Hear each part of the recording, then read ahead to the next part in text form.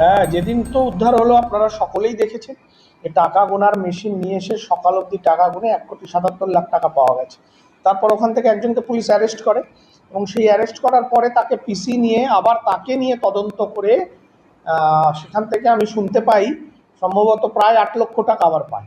মানে ভাবুন, একটা স্কুলে টুকরো টুকরো ছেঁড়া ছেঁড়া টাকা পাওয়া যাচ্ছে বিভিন্ন জায়গায়। আরও তদন্ত করলে আরও বেরোবে। এবং আমি বলছি যে সবটাই একটা কমল অধিকারী এবং সুবোধ অধিকারী এদের ব্ল্যাক মানি। এবং এটা একটা স্কুলে নয়, আমার ধারণা আরও অনেক জায়গায় বিভিন্ন প্রতিষ্ঠানে যারা যে জায়গাগুলো সেফ মনে হয়েছে, যে কারুর নজর পড়বে না, সেই জায়গাগুলোতে এই টাকাগুলো রেখেছে। নাহলে একটা স্কুলে এত টাকা এইভাবে ক্যাশ টাকা থাকতে পারে না। একদম ওদের 2022 সালে ওদের সিবিআই রেড হয়েছিল ওই চিটফান্ড মামলায়, এবং তখন থেকেই ওরা এই টাকাটা লুকানোর জায়গা খুঁজছে। ফলে স্কুলকে খুঁজেছে যেখানে আমরা ভাবতেই পারবো না যে সেখানে টাকা আছে। আমার ধারণা এরকম যে আরো অনেক জায়গায় আছে, সবটাই এদের ব্ল্যাক মানি। এবং পুলিশ যদি এটার আরো ডিপে গিয়ে তদন্ত করে এবং এদের কাস্টাডিতে নিতে হবে, কমল অধিকারীকে পুলিশকে খুঁজে বার করে কাস্টাডিতে নিতে হবে, এবং তার থেকেই আরো এদের এই বিপুল ব্ল্যাক মানির সন্ধান পুলিশ পাবে। স্কুল যেখানে একটা শিক্ষা প্রতিষ্ঠান, যেখানে আপনি আমি সবাই পড়াশোনা করছি, তার মধ্যে টাকা কতটা ভয়ঙ্কর জিনিস। তৃণমূল তো এই অবস্থাটাই করেছে। এই কমল অধিকারী শুধু টাকাই নয়, আপনারা তো ছবি করেছেন, খবর করেছেন যে ওখানে আরো কিছু আপত্তিকর জিনিস পাওয়া গেছে। তার মানে শিক্ষা প্রতিষ্ঠানকে তৃণমূল কোন জায়গায় নিয়ে গেছে। ওদের একটা চরম লম্পট এই কমল অধিকারী, মানে তার একটা মানে আমোদ প্রমোদের জায়গা বানিয়ে ফেলেছিল এই স্কুলকে। এই কমল অধিকারীর একটা আমোদ প্রমোদের জায়গা ছিল এই স্কুল, এরকম নোংরা জায়গায় নিয়ে গেছে। আজকে এই যে টাকা পাওয়া গেছে, এবার আপনি কি পুলিশকে আরো তদন্তের জন্য পুলিশকে আরো তৎপর হতে হবে। এবং আমি বারবার বলছি, যাদের নামে এফআইআর হয়েছে তাদের কাস্টাডিতে নিতে হবে, তাদের অ্যারেস্ট করতে হবে। কারণ যতক্ষণ না আরো বাকিরা অ্যারেস্ট হচ্ছে, এদের এই যে বিপুল ব্ল্যাক মানি তার সন্ধান বার করা যাবে না। এদেরকে ইমিডিয়েট এরা যেখানে আছে পুলিশকে খুঁজে বার করে এদের কাস্টাডিতে নিয়ে জিজ্ঞাসাবাদ করতে হবে। আরো অনেক অনেক যাদের নামে এফআইআর হয়েছে প্রথমে তাদের কাস্টাডিতে নিক না কেন, একটা থেকে আরেকটা লিঙ্ক পাবে। আমি বলছি বিপুল ব্ল্যাক মানি এবং বিপুল অস্ত্র ভান্ডার বীজপুরে আছে। যারা ভোটের আগে যে অস্ত্ররা মজুত করেছিল সেই অস্ত্র তো ধরা পড়েনি, তার মানে সেই অস্ত্র বীজপুরেই আছে, এটাকে বার করতে হবে পুলিশকে। দেখো, উত্তর 24 পরগনা জেলার কাঁচরাপাড়ার একটি নামী স্কুল, ইংলিশ মিডিয়াম স্কুল, এবং সেই স্কুলের ভিতর থেকে উদ্ধার হলো 8 লক্ষ টাকা নগদ টাকা। এবং এই ঘটনাকে কেন্দ্র করে রীতিমতো চাঞ্চল্য ছড়িয়েছে। তুমি জানো যে কয়েকদিন আগে, 1.5 সপ্তাহ আগে কিন্তু এই স্কুলটি, এই যে কাঁচরাপাড়া যে বেসরকারি স্কুলের কথা বলছি, সেই স্কুলে কিন্তু অভিযান চালিয়ে 1,77,00,000 টাকা উদ্ধার করা হয় এবং উদ্ধার করে বীজপুর থানার পুলিশ।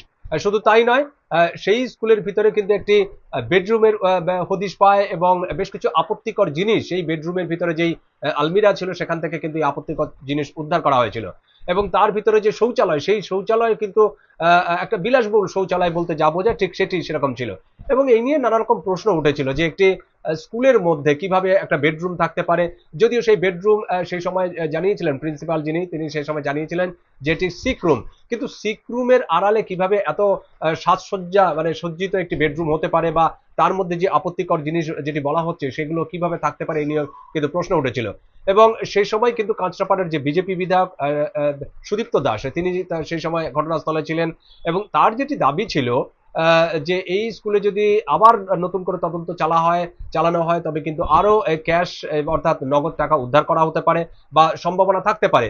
এবং শুধু তাই নয়, তার একটি অভিযোগ ছিল যে কাঁচরাপাড়ার অর্থাৎ এই যে বীজপুর বিধানসভা, সেই বীজপুর বিধানসভার যে প্রাক্তন বিধায়ক সুবোধ অধিকারী এবং তার ভাই কাঁচরাপাড়ার যে মিউনিসিপ্যালিটি যে পৌরসভা যে পৌর প্রধান প্রাক্তন কমল অধিকারী, তাদের যে সম্পত্তি সেই সম্পত্তির একটা অংশ কিন্তু এখানে গচ্ছিত রাখা হয়েছিল। কারণ 2023 সালে এই কমল অধিকারী এবং বিশেষ করে সুবোধ অধিকারী তার বিরুদ্ধে সিবিআই হানা দিয়েছিল, এবং সে সময় একাধিক আর্থিক তছরূপের মামলা চলছিল, এবং সেই কারণেই কিন্তু সেই টাকা কিন্তু এই জায়গায় রাখা হয়েছিল বলে অনুমান করা হচ্ছে। এবং কারণ পুলিশের যাতে নজর এড়িয়ে যাওয়া রাখা যায়, সেই কারণে কিন্তু স্কুলটি সেফ সাইড হিসেবে বা সেফ প্লেস হিসেবে তারা ভেবেছিল, এবং সেই কারণে সেই টাকা এখানে রাখা হয়েছিল। এবং সেই টাকাই কিন্তু 1.5 সপ্তাহ আগে উদ্ধার করা হয়েছিল, এবং আজকেও আমরা দেখেছি যে গতকাল রাতে একটা অভিযান চালানো হয়, এবং আজকে সকালবেলা যেটা আমরা খবর পেয়েছি যে সেই স্কুল থেকে সেই বেসরকারি স্কুল থেকে সেখানে কিন্তু 8 লক্ষ টাকা উদ্ধার করা হয়।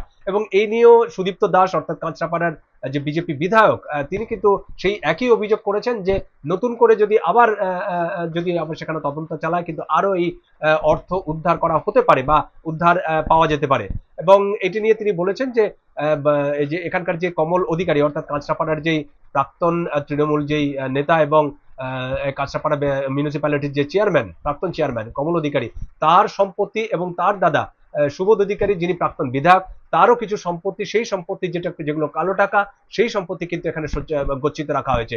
এবং এটিকে তারা মনে করেছে একটা সেফ প্লেস, কারণ এখানে সাধারণত পুলিশ হানা দেবে না বা অভিযান চালাবে না, এইরকম একটি ধারণা থেকে কিন্তু তারা এই সম্পত্তি এখানে রেখেছিল।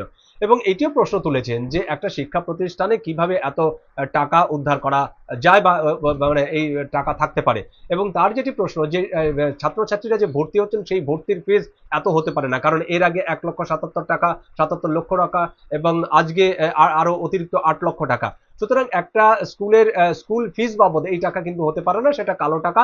এবং এই কালো টাকাই অধিকারী ব্রাদার্স অর্থাৎ সুবোধ অধিকারী এবং কমল অধিকারী তারা রেখেছিল সেফ সাইড হিসেবে। এবং এই নিয়ে ইতিমধ্যেই গত কয়েকদিন ধরে আমরা দেখেছি যে একটা সমালোচনার ঝড় বয়েছে, কারণ একটা শিক্ষা প্রতিষ্ঠানে কিভাবে এরকম আপত্তিকর জিনিস, কিভাবে এত টাকা উদ্ধার হয়। যদি স্কুল কর্তৃপক্ষের যেটা বক্তব্য ছিল যে সেটা স্কুলের যে ফিজ অর্থাৎ ছাত্রছাত্রীদের কাছ থেকে যে ভর্তি বাবদ টাকা নেওয়া হয় সেটা, কিন্তু যদিও এটা কোনোভাবেই ধোপে টেকেনি, কারণ স্কুল কর্তৃপক্ষের যে বক্তব্য, কারণ এই যে ছাত্রছাত্রীদের কাছ থেকে যে টাকা সেই টাকা পরিমাণ এত বেশি হতে পারে না। তো স্বাভাবিকভাবেই 1.5 সপ্তাহ আগেও আমরা দেখেছি সেটা নিয়ে একটা আলোড়ন পড়েছিল, এবং আজকে সকালবেলায় নতুন করে যখন এই 8 লক্ষ টাকার হদিশ পাওয়া যায় সেটা নিয়ে কিন্তু একটা চাঞ্চল্য ছড়িয়েছে। যদিও এ নিয়ে তৃণমূলের স্থানীয় যে তৃণমূল নেতা তারা কোনো কিছু মন্তব্য করতে চায়নি, স্কুল কর্তৃপক্ষ তারাও কোনো বক্তব্য রাখতে চায়নি। যদিও সুদীপ্ত দাস যিনি কাঁচরাপাড়ার বিধায়ক বিজেপি বিধায়ক, তার যেটি মন্তব্য যে এটি কালো টাকা এবং কমল অধিকারী এবং সুবোধ অধিকারী তাদেরই টাকা, এবং আরো তদন্ত করা হোক, পুলিশ যেন তদন্ত করে, এবং তদন্ত করলে আরো বিষয়টি আরো সামনে চলে আসবে।